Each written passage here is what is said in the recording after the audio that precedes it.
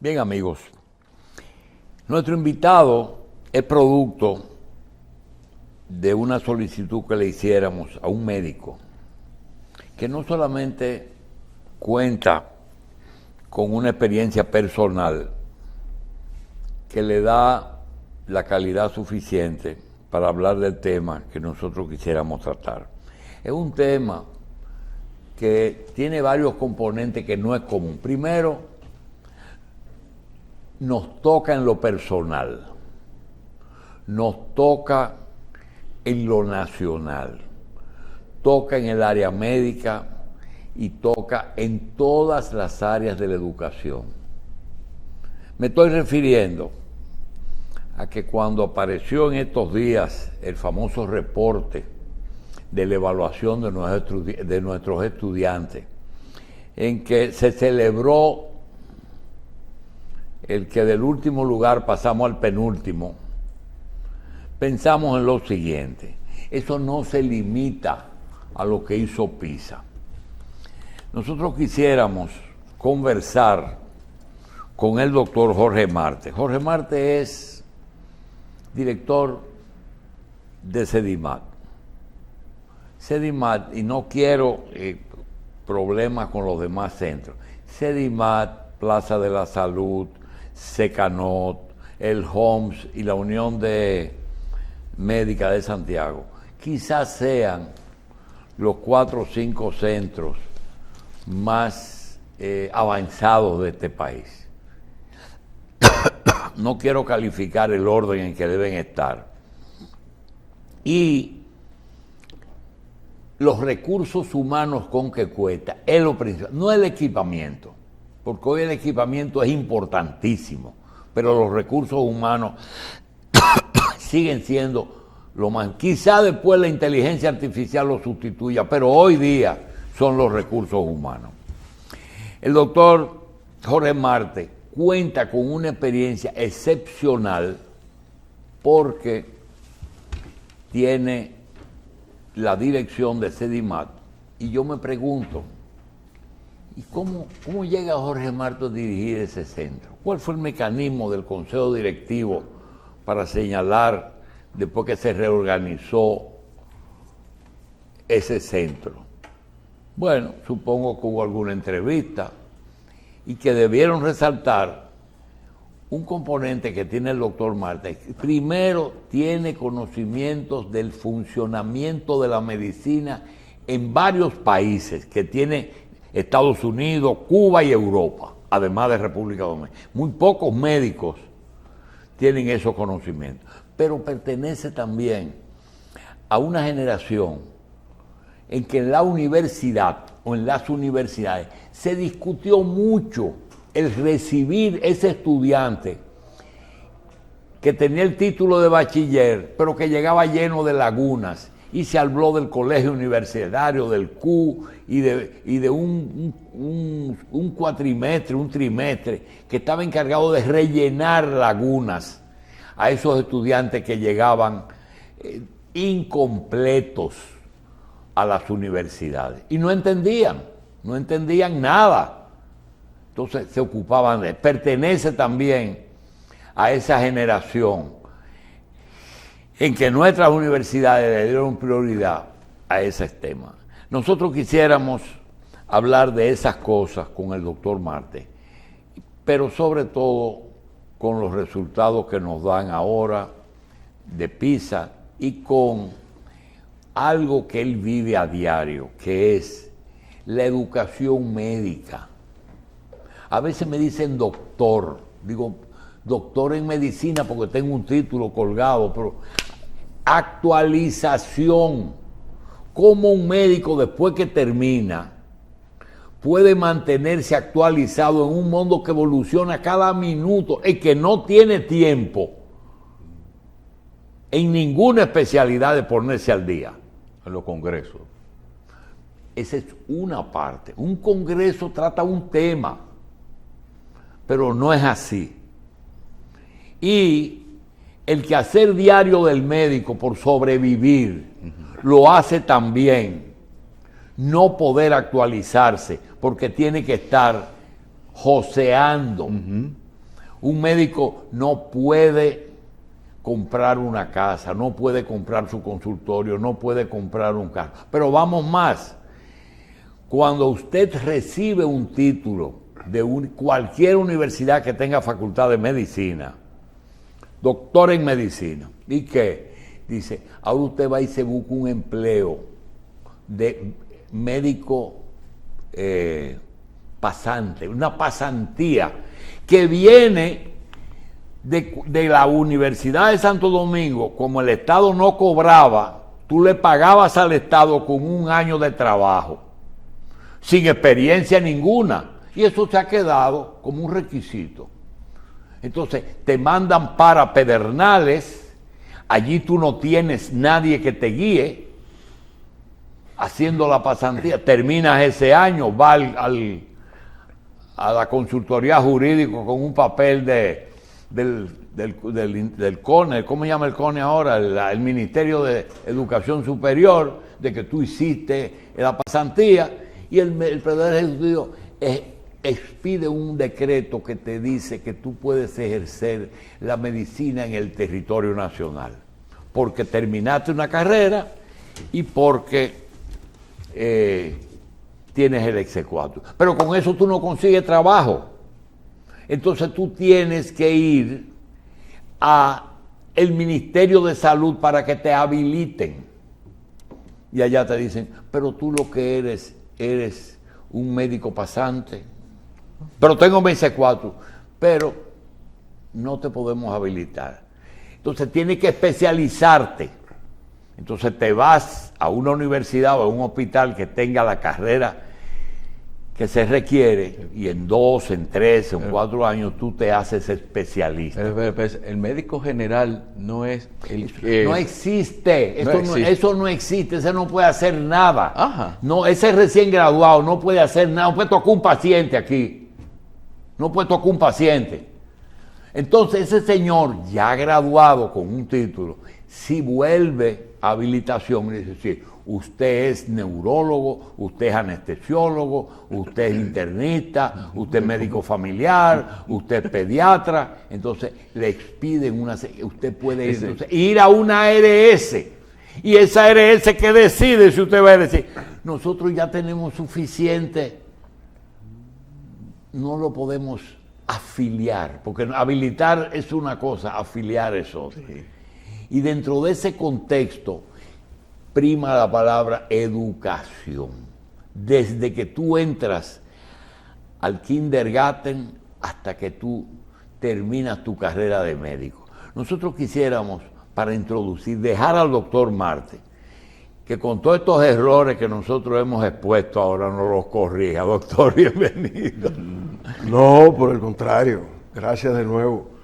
Tu enjundiosa introducción me abre camino para tratar uno de los temas que quiero tocar. Empezando por un chiste, la semana pasada, sin ir más lejos, cuando tú mencionas que tú tienes tu título de médico colgado, sí, ahí, estábamos haciendo una limpieza en mi oficina en Sedimar, y de repente una de las residentes que me estaba ayudando agarra uno de los cuadros y dice, doctor, pero usted no mencionaba esto donde Julito. Y yo, ¿de qué tú me estás hablando? Me dice, el examen de Canadá. Julito no menciona Canadá, nada más habla de aquí, Estados Unidos y Europa. Así que Canadá también, se me había olvidado Canadá. Mira, sí, ciertamente Carlos se asombra, pero legalmente un médico no puede ejercer su profesión si no tiene licencia, el exequatur. Sí. Y para tener un exequatur tiene que haber completado la pasantía.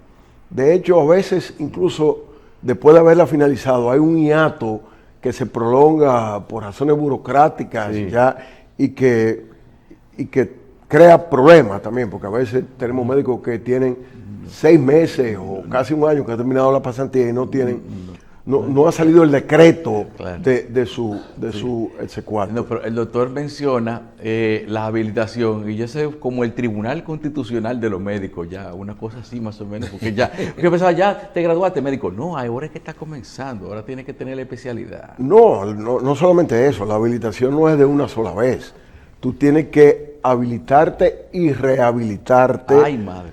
cada cierto tiempo, tanto tú como individuo, como practicante, como cada institución en la que tú practiques, sea un consultorio, Y la sea un hospital. actualización aquí ya es obligatoria.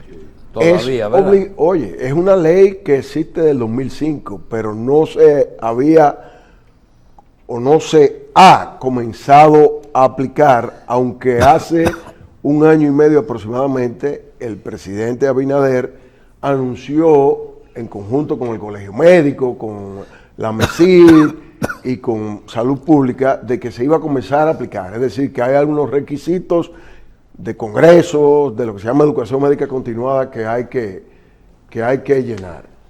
Y bueno, también mencionaba lo del examen PISA y decía que pasamos del último lugar al penúltimo. No fue exactamente así. Mira, es interesante, hay que advertir que no podemos hacer festejos porque nos haya ido también en PISA, pero hay que analizarlo un poco más entre líneas. De todos los países del mundo que participan, que no son todos, son 81 países, de todos los países que participan, todos, excepto 4, obtuvieron una puntuación menor que en el examen anterior, que fue en el 2018. Entre esos 4 estamos nosotros, que mejoramos de una puntuación global de 334 a 350. Pero no solamente estamos entre los únicos 4, sino que superamos incluso países más grandes que nosotros, como es el caso de Marruecos, Filipinas, Paraguay es más grande de tamaño, no así en población, a Palestina y a Jordania. Esos son países que a nosotros nos fue mejor que a ellos en PISA.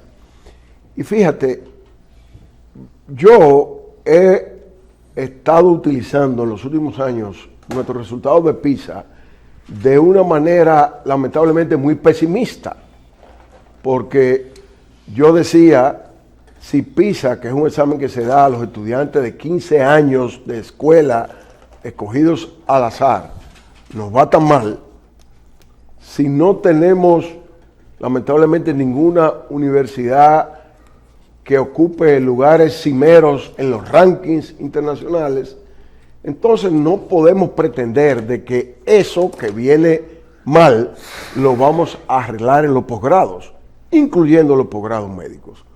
Por supuesto, en el caso que nos ocupa personalmente, CEDIMAT, hacemos un esfuerzo y creo que lo principal de ese esfuerzo proviene de la validación por evaluaciones internacionales. Los únicos programas de posgrado que son evaluados internacionalmente son los de CEDIMAT. Yo creo que eso debería cambiar. Y Michelle, en tu comentario antes de yo venir, decía que hay 100,000 trabajadores de la salud en el sector salud del país. Yo desconocí ese dato, que es interesante. Tú decías que eso incluye médicos, enfermeras, etcétera. Bueno, de ser así... En el público. En el público, sí. Muy pocos médicos no trabajan en el público. Muy pocos médicos dedican su práctica exclusivamente al trabajo privado. Y esa es una de las razones de la diversificación del trabajo que lesiona la calidad de la enseñanza. Porque esos médicos que tienen tantos sitios donde trabajan son profesores de posgrado. Pero si son 100,000 los trabajadores de la salud, aproximadamente la mitad son médicos. Y bueno, parecería, no vamos a hacer un análisis, pero parecería que 50,000 médicos para una población de 10, 11 millones de habitantes suena como demasiado. Pero eso no es la parte más preocupante. Es que alrededor de un mismo número, 50,000 están estudiando medicina actualmente. Y de manera muy extraña, porque yo no sé cómo explicarlo, en los últimos años lo que ha hecho es incrementarse la cantidad de estudiantes de medicina. Se están graduando entre 4.000 a 5.000 médicos cada año aquí. Y Julito decía que antes se ponía mucho énfasis en quién iba a entrar a estudiar medicina, no que hubiese un examen de admisión, pero no era raro escuchar, probablemente todos tenemos algún familiar en el que han oído la expresión de decir, no, mira, tú para estudiar medicina no vas, eso es muy duro, tú mejor estudia esto o aquello. Pero ahora no parece estar ocurriendo nada de eso. Entonces yo creo, para resumir, la pasantía debería dejar de existir. La pasantía, como muy bien tú dijiste, en la pasantía no se aprende nada. O si se quiere, depende de donde tú la hagas. Y la razón de ser era supuestamente brindar atención a las poblaciones más necesitadas porque están más lejanas de los centros urbanos. Y ahí... Era mejor algo que nada. Mira, realmente eso es difícil. Eso es difícil. Lo que es mejor es un algo, pero que sea un algo de verdad. Entonces deben buscarse las maneras de buscar ese algo. Que dicho sea de paso, no me parece que la manera tampoco sea lo que el saliente presidente del Colegio Médico pasado, Zenet Cava... Doctor, es que usted no vivió, o sí vivió la transición. Anteriormente, desde que tú entrabas a la universidad, tú calificabas para ser practicante en un hospital. Entonces, paralelamente, tú ibas adquiriendo conocimiento con un poquito de práctica. Cuando terminaba de estudiar, entonces, en el cercado, en Pedernales, en Partido, por allá por Dajabón, necesitaban un médico y le enviaban una persona que tenía cierta experiencia en una hospitalaria con un poco de conocimientos académicos. Por ejemplo, en el caso nuestro, nosotros hacíamos un servicio, y ahora murió la persona con que yo más trabajé, que fue con Carlos Lamarche. Hacíamos un servicio conjunto, él el médico y nosotros practicamos. Cuando se me ponía la piña agria, Carlos, ven, ¿qué hago? Pero eso ya desapareció, doctor. Bueno, desapareció entre otras cosas porque sería imposible acoger a los estudiantes de medicina volver para atrás, en los hospitales, por lo que estoy diciendo, por la cantidad. Entonces, yo pienso que es auspicioso nuestros resultados en PISA, si bien no son numéricamente tan mayúsculos. Es decir, el avance es positivo. Sí, yo entiendo que sí. No me preguntes cómo lo logramos, porque ya eso es otra cosa, pero esos 16 puntos que suenan pírricos son, en un análisis más profundo, mucho más importante de lo que pueda declarar el número fríamente. Bien, doctor Marte, entre ahora en la educación médica. No solamente en la actualización al año, cada 2 años, sino en ese proceso que señalamos de que usted entre, que viene con muchas lagunas, se las rellenan o debe rellenárselas, al punto de que hoy día nos damos cuenta de la importancia de las matemáticas en medicina. Mira, voy a comenzar diciéndote que cuando surgió la pandemia de COVID, todas las escuelas de medicina retiraron sus estudiantes de los hospitales, incluyendo los que ya estaban en rotaciones de internado, rotaciones clínicas. Mucha gente eso no le ha llamado la atención, pero la historia, a través de las décadas, de los siglos, nos cuenta un relato que es a la inversa. Por ejemplo, en los países escandinavos, en la década de los 50, hubo una gran epidemia de polio paralítico que paralizaba los músculos de la respiración. Y hubo un momento en que en Dinamarca se cerraron las... Fue pandemia, ¿eh? Bueno... Porque aquí tuvimos... El centro de rehabilitación de aquí es producto de Mary Pérez cuando su hijo le da Sí. polio y fue en los 50. Pero no alcanzó las proporciones para llamar la pandemia. Pero hubo algunos lugares, como Dinamarca, donde se cerraron las escuelas de medicina. Pero no para que los estudiantes se fueran a su casa o para tomar clases virtuales. ¿Tú sabes para qué? Para que los estudiantes se fueran a los hospitales. Dinamarca era uno de los pocos países del mundo que producía ventiladores mecánicos. Pero aún así, los ventiladores mecánicos se agotaron y había pacientes intubados para los cuales no había ventilador. Entonces, los estudiantes de medicina hacían turnos para darle con un ambú a los pacientes. Sí. Y sin embargo, ahora lo que se hizo fue retirar a los estudiantes. ¿Tú crees que es posible? Yo creo que no. Reconquistar ese terreno perdido cuando se tuvo meses, un año por lo menos, fuera del ambiente hospitalario.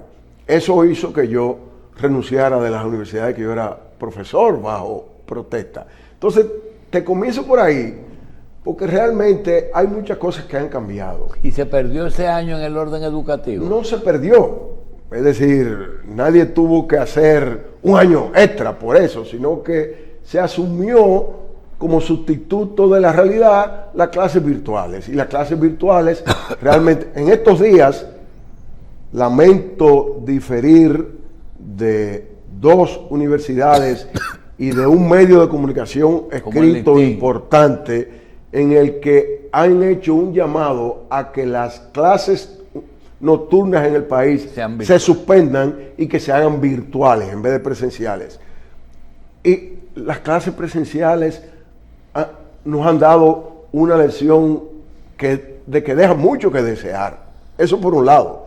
Pero por otro lado, ¿tú te imaginas que se produzca eso y que se diga, miren, como hay mucha delincuencia, las clases nocturnas van a ser virtuales? Eso no es decirle a los delincuentes, ganaron, ahí ya tienen, ni modo, nos tumbaron el pulso. Eso no puede ser. Yo espero que reconsideren aquellos que han estado expresando públicamente esa opinión, porque es errónea a todas luces. Entonces, ya adelantaba también lo importante que es el tiempo, Julito. Mira, yo he escrito artículos y he dado conferencias incluso fuera del país sobre lo que yo considero mi metodología de cómo debe ser la enseñanza de posgrado. Y las últimas veces he tenido que modificar mi conferencia añadiendo un acápite que no estaba antes. Y que fuera del país me dicen, ¿y qué quiere decir eso, doctor? Presencia. ¿Qué quiere decir presencia?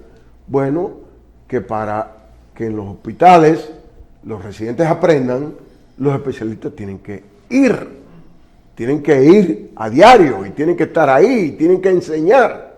Y no puede ser, como hay algunos hospitales, donde los residentes son los que hacen todo el trabajo y simplemente son mano de obra y la enseñanza se pone en un segundo plano.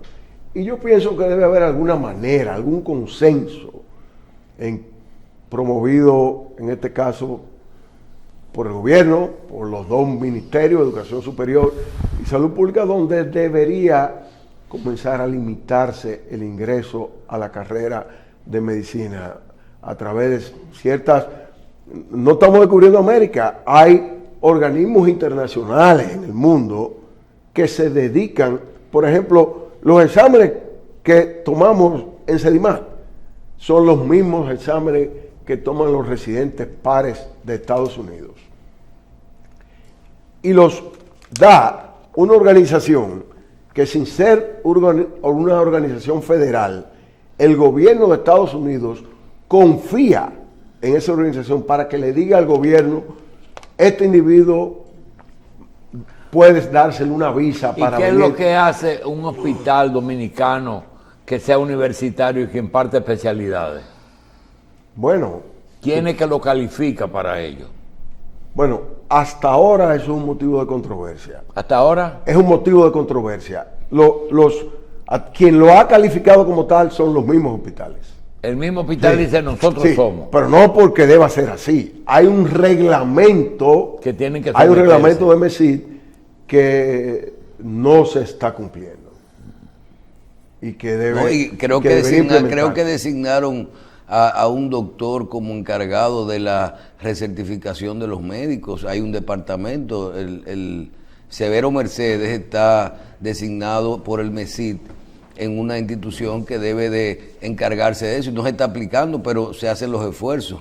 Sí, Severo es el presidente de CONAREN, Consejo Nacional de Recertificación Médica, que es un organismo conjunto, Colegio Médico, MESID, Ministerio de Salud Pública, y que no se está aplicando. Pero el mismo colegio médico es que no quiere, que nos parece que no ayuda a la recertificación. No sé, pero realmente sí me gustaría que el Colegio Médico incluyera en sus pliegos de reivindicaciones un incremento en la calidad de la educación. Hablamos de quién autoriza a un hospital a ser docente. Ya usted dice, él mismo. Ahora, el producto terminado, que usted tiene la temperatura, ese médico que termina ya su especialidad y está en pleno ejercicio, ese producto terminado, en comparación con las naciones que usted ha tenido contacto y que sigue teniendo contacto en Cuba, en España o en Estados Unidos, ¿cuál es la diferencia de ese médico con el que producen los grandes países? Bueno, con lo que producen los grandes países nos medimos deficitariamente. Yo no puedo darte números, no puedo ser más objetivo, quisiera hacerlo, pero la realidad es que basado en la experiencia que tú dices, en el que me codeo con los médicos dominicanos y con los médicos extranjeros, pues creo que estamos por detrás de una cantidad importante de países que no deberíamos de estar. Perfecto. Doctor, independientemente de que si tenga o no asegurada su atención con un seguro en dólares en Estados Unidos, en el John Hopkins, en cualquier parte, independientemente de eso, si Jorge Marte tiene en su patrimonio suficientes recursos para cubrir cualquier honorario en cualquier parte del mundo, cosa que no es así, pero suponiendo, y se enferma, ¿cuáles son los padecimientos que usted elegiría salir del país? Mira, probablemente... Porque aquí posiblemente no reciba lo que usted espera recibir, con los conocimientos que tiene, pero enfermo. Mira, yo pienso que hoy en día, y tú mencionaste en tu introducción centros de importancia, yo creo que esos centros, por ejemplo, son capaces de tratar más del 95%. 95%. Más del 95% de cualquier cosa que se presente. Hay ¿Por el equipamiento o por los recursos humanos que disponen? Bueno, tú lo dijiste. Tú dijiste equipamiento. Para mí, los recursos humanos. Equipamiento hay mucho. Los equipamientos se compran con dinero, pero los recursos humanos es donde debemos poner el énfasis. Por eso, una exigencia que yo hago a mis médicos, los que vienen de países desarrollados, es que al igual que hago yo, aunque no estén practicando en los países donde se entrenaron, tienen que mantener sus credenciales de allá al día. Por ejemplo.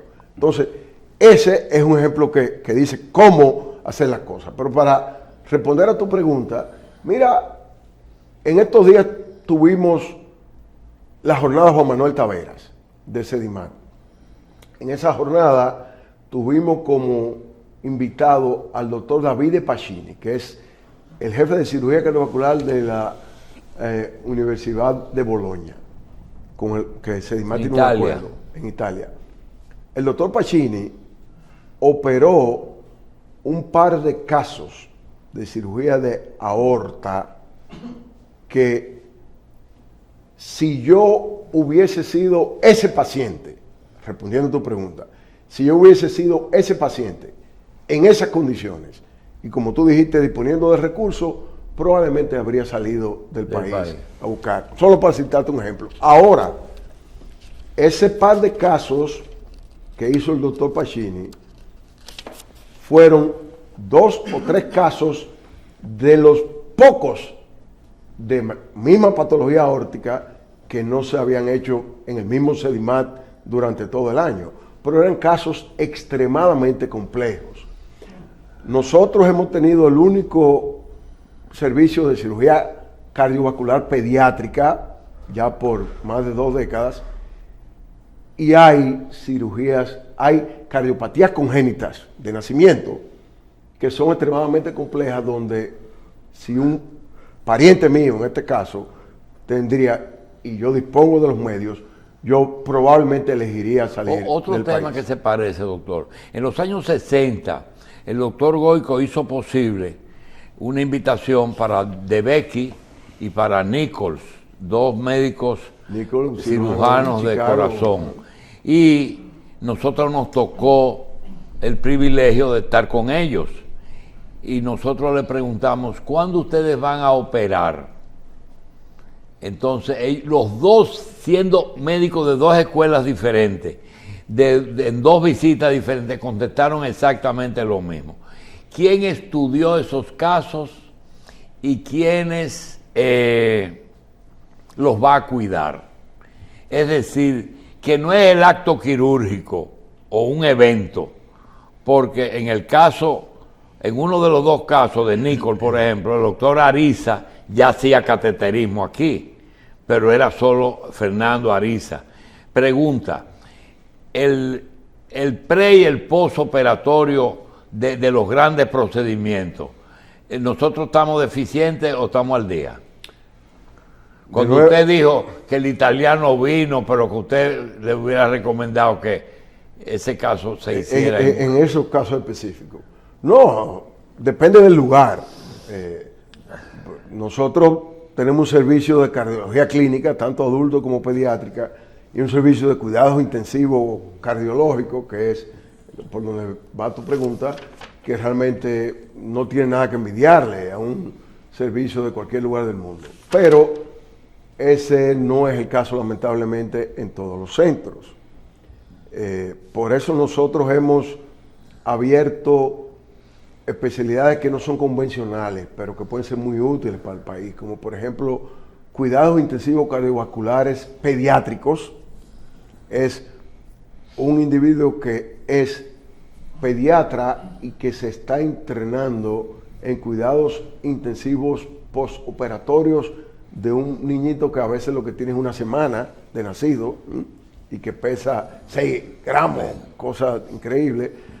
O sea que sí, eso que tú mencionas de no solamente el acto quirúrgico, sino el pre y el post son extremadamente importantes. Recientemente, una doctora amiga que es nuestra cardiólogo, yo le decía, doctora, pero usted se quedó atrás, sus compañeros son intervencionistas y usted se quedó con la consulta, con la parte clínica. Le decía, eso fue una falla que tuve. Realmente, es mucho el médico que gira. Por ejemplo, el cirujano general que quiere hacer cirugía plástica, el otorrino o el oftalmólogo que hace blefaropastía. Es decir, el médico que con un procedimiento puede obtener honorarios que superan lo que un médico en consulta puede hacer en un mes, ellos lo hacen en un día. Cada día hay más médicos que incursionan en el intervencionismo. Bueno, hay cada día más médicos que incursionan en el intervencionismo, pero por lo mismo de la cantidad que antes hablaba, hay más médicos que se dedican a cosas clínicas. En cardiología, de nuevo, quedándonos ahí, nosotros hemos abierto especialidades que no existían, como la cardiooncología.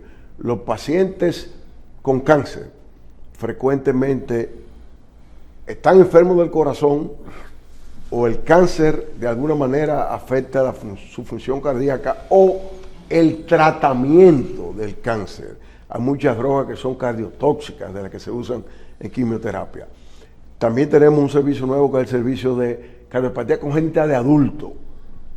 Pacientes que nacen con un problema cardíaco, que no mueren durante la niñez ni la adolescencia y que llegan a la adultez. Y no quieras tú saber ¿Cuántos pacientes nosotros vemos a diario que tienen 43 años, que tienen síntomas y que no sabían que habían nacido con un problema cardíaco? Bien. Un problema congénito.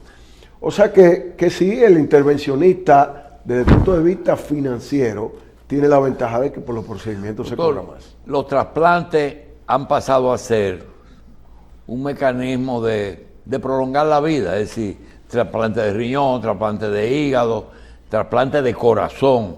Y nosotros tenemos una experiencia que queremos traerla a esta época en un lugar en donde se hace trasplante, que es Sedimad, ¿verdad?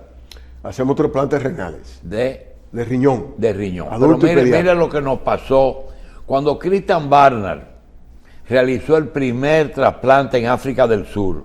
Él se había entrenado en un hospital norteamericano, en Boston, pero él no operó allá. Él aprendió técnica y asistía a los servicios de cirugía cardiovascular. No se había hecho ningún trasplante en Estados Unidos y se fue a África del Sur y realizó un trasplante. El trasplante se hizo de un paciente mulato a un odontólogo blanco. O sea, es que había el problema del apartheid en ese momento.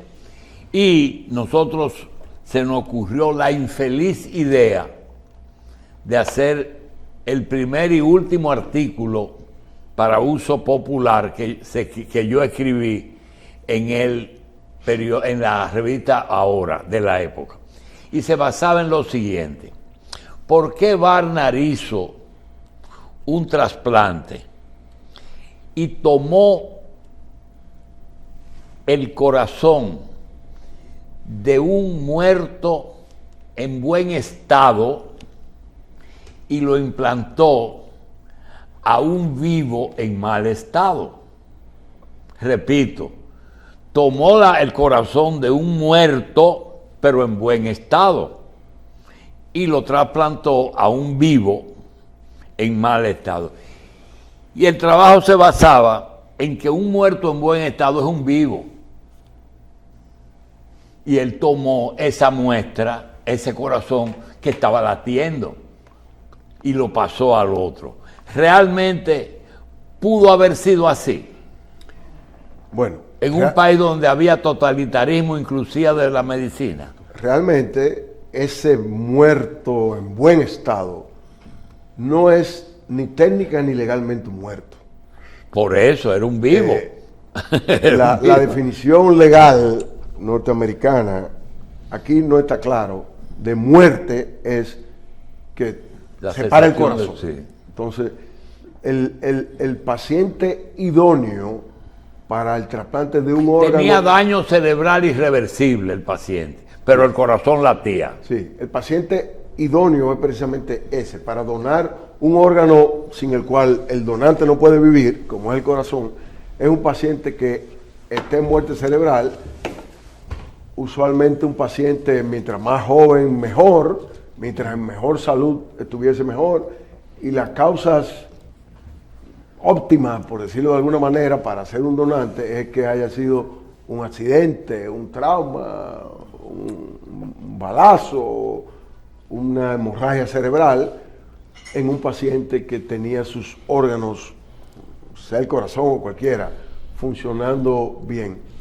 No hay duda de que para 1967, 68, Por ahí, sí. que creo que fue ese primer trasplante de Christian Barnard, la situación sociopolítica en Sudáfrica, pues quizás permitía algunas cosas hechas un poquito a la cañona, por decirlo de alguna manera. Se me ocurre que quizás Sudáfrica era uno de los pocos países donde pudo haber sido posible o se facilitó de alguna manera ese primer trasplante, de una manera análoga a la que China solamente fue el único país que pudo hacer un cierre total con el COVID. Pero de todas maneras, a Barnard hay que reconocerle que fue un precursor. Le gustaba mucho el jet set y era un medio vedette, pero realmente su trabajo fue un Bien. trabajo precursor. Doctor, dos preguntas como internista que nos cuestionan, dicen, ustedes deben de tratar esos temas. Digo, bueno, nosotros tratamos los temas que podemos aportar algo. Uno es, ¿por qué los pacientes dializados o trasplantados? ¿Qué tienen esas máquinas y qué tiene el trasplante? Que tienen una vida limitada de 5, de 10 o de 15 años. No son para siempre. ¿Por qué? ¿Qué filtra la máquina que no debe filtrar? No, la máquina no filtra nada que no deba filtrar. Lo que pasa es que al fin y al cabo es un procedimiento antinatura, porque realmente está haciendo mecánicamente el trabajo De un riñón. que debería ser un órgano. La mayoría de las sustancias que normalmente se producen en el organismo son excretadas por la orina. Y si no están funcionando los riñones, pues se acumulan.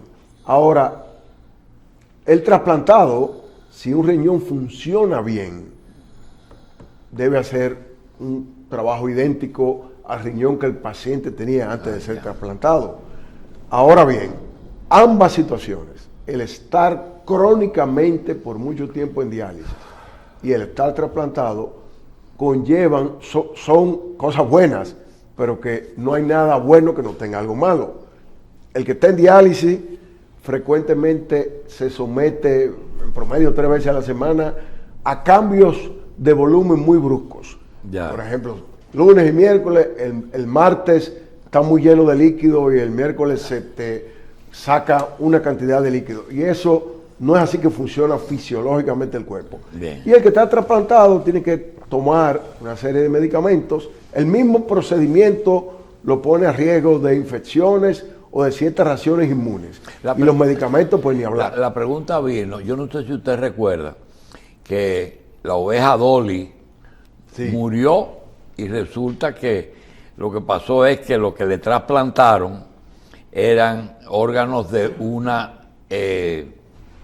donante o de una donante de mayor edad, entonces ya tenía algo Nació vieja. Nació vieja.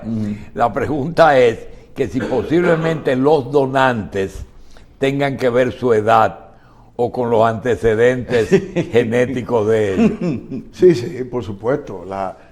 Un donante tiene que, como se dice, machar inmunológicamente. O sea, cualquiera no puede donarle un órgano a cualquiera. Tiene que haber estudios que indiquen que haya un cierto nivel aceptable de compatibilidad inmunológica. Bien, doctor, la última pregunta que nos hicieron es que, a pesar de que usted no contestó antes del programa, de que hay algunas personas que ven mucha gente joven padeciendo de enfermedades, por ejemplo, mucho azúcar en la sangre, alta en gente joven. Yo me digo, no es así. ¿Realmente es así o no es así? Bueno, te dije no es así con respecto a que te daba una noticia que es este año, ya finalizando, es el año que en más de una década en Estados Unidos se reportan menos muertes súbitas en pacientes de menos de 40 años. Y las muertes súbitas usualmente son de etiología cardíaca, no necesariamente infarto. Probablemente quizás tan o casi tan frecuente como el infarto son las arritmias malignas que causan muerte súbita. Pero hay ciertas condiciones, por ejemplo, la prevalencia de diabetes en el mundo entero, nuestro país incluido, se ha incrementado en los últimos años, de eso no hay duda. Y la diabetes es una enfermedad que, si bien el problema primario es que no hay la cantidad suficiente de insulina de calidad para mantener los niveles de glicemia adecuados, termina ramificándose prácticamente en cualquier órgano. Doctor, para terminar y darle las gracias, cuando se habla de medicina preventiva, que es la solución de muchos problemas, ¿ese es un discurso o hay realmente una política de medicina preventiva para evitar problemas ulteriores? Sí existe en el campo de la medicina, por supuesto, existe una política de medicina preventiva. Probablemente ustedes conocen y tienen allegados de personas que tienen 40 o 50 años de edad que nunca en su vida han ido a un médico. Y eso es inaceptable. Tú mencionabas fuera de cámara también el cáncer de colon. Sí, que es demasiado El frecuente. cáncer de colon probablemente ha incrementado su frecuencia, aunque también hay que tomar en cuenta de que se hacen más procedimientos de diagnóstico. El cáncer de colon es un cáncer que en casi todos los casos es evitable. Y hay guías. Todo el mundo, entre 45 y 50 años, hay alguna diferencia en Estados Unidos entre algunos de los organismos, debe hacerse una colonoscopia, aunque no tenga nada. Y si tiene familiares cercanos que han sufrido cáncer de colon, podría ser antes de los 45 años que es necesaria esa colonoscopia. Y la colonoscopia la cito como el ejemplo quintesencial de medicina preventiva. Bien. Doctor, le damos las gracias al doctor Jorge Marte. Marte, director de Sedimac.